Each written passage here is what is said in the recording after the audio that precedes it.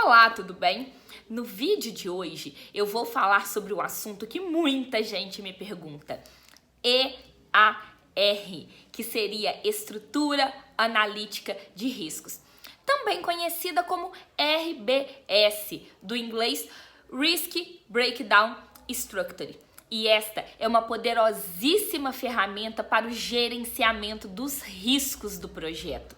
O meu nome é Janusa Pereira, eu sou especialista em gerenciamento de projetos e nesta sequência de vídeos, Dicionário do Gerente de Projetos, eu estou explicando os principais termos que fazem parte do mundo de um gestor de projetos. Então, vamos lá. A estrutura analítica de riscos, ela é uma representação hierárquica das principais fontes de riscos em um projeto. Ela é muito similar à EAP, que é a estrutura analítica do projeto. Tem vídeo aqui também nessa sequência explicando sobre o que é a EAP ou WBS. Enfim, a EAR, ela é parecida com um organograma onde onde o risco global do projeto, ele é subdividido em outras categorias de riscos. Ou seja, é uma ferramenta que categoriza os riscos do projeto. Aí você pode estar me perguntando: Janusa, mas como seriam então estas categorias? Bom, de uma maneira geral, no nível 0, existem as fontes gerais de riscos do projeto. No primeiro nível da EAR, alguns autores eles sugerem que seja dividido em riscos internos ao projeto e riscos externos ao projeto. Eu gosto de seguir uma sugestão que está lá no PMBOK, aonde nesse primeiro nível da EAR você colocaria os riscos, uma categoria aí das fontes de riscos técnicas, das fontes de riscos referentes ao gerenciamento, fontes de riscos referente à comercialização e as fontes de riscos externas.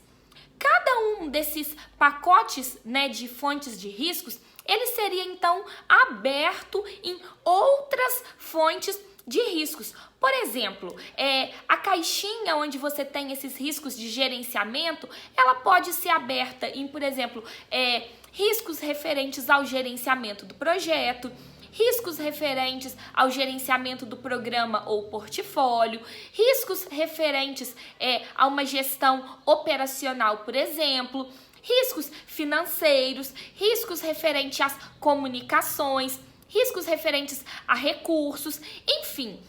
O grande pulo do gato da EAR é que as principais categorias, as principais fontes de riscos sejam identificadas. E por que isso é importante? Porque dependendo das pessoas que estão participando do processo de identificação dos riscos, é comum que cada profissional priorize o levantamento daqueles riscos referente à área que ele tem mais conhecimento. Então, um especialista técnico tende a levantar mais riscos técnicos. Um especialista de finanças, um analista financeiro, ele tende a levantar mais riscos financeiros. Um gerente operacional, ele tende a levantar mais riscos referentes às operações. E quando existem todas essas categorias de riscos e quem está liderando a reunião de identificação dos riscos passa por todas essas categorias, isso minimiza a probabilidade de que algum risco ele seja esquecido, maximizando aí a efetividade do processo de identificação dos riscos. Aí você deve estar se perguntando: mas será que eu preciso criar uma EAR para cada projeto que eu for gerenciar? Bom, eu, por exemplo, tenho uma EAR genérica, que eu geralmente utilizo como base para poder identificar aí os riscos na grande maioria dos projetos. Porém, é comum quando uma determinada organização realiza diversos projetos de um determinado tipo, ela tenha EARs específicas para aquele grupo de projetos. Na empresa que eu trabalho, na Sigma Gerenciamento de Projetos, nós temos, por exemplo, uma EAR voltada aos projetos de paradas industriais. Nós temos uma outra EAR voltada aos projetos de construção Brownfield, uma outra EAR voltada aos projetos de construção Greenfield. E aí, se você não sabe o que é Brownfield e Greenfield, lá no meu Instagram, @janusapereira, tem vídeo explicando sobre a diferença dos projetos Brownfield e Greenfield, tá?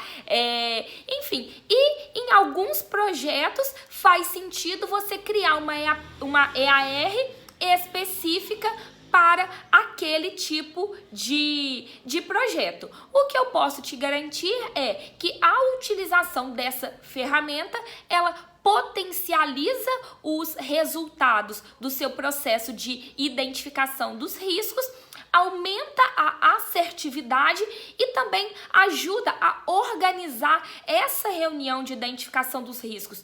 Porque, por exemplo, eu citei o exemplo da categoria de riscos referentes a recursos. Então, agora, isso lá na reunião, né? Vamos todo mundo pensar em riscos referentes aos recursos. Lembrando que os riscos, eles tanto podem ser positivos, que seriam as oportunidades, quanto podem ser negativos, que seriam as ameaças. E se você se interessa por esse tema de gerenciamento de riscos, eu vou deixar aqui uma live que eu fiz mais completa falando sobre gerenciamento de riscos em projetos.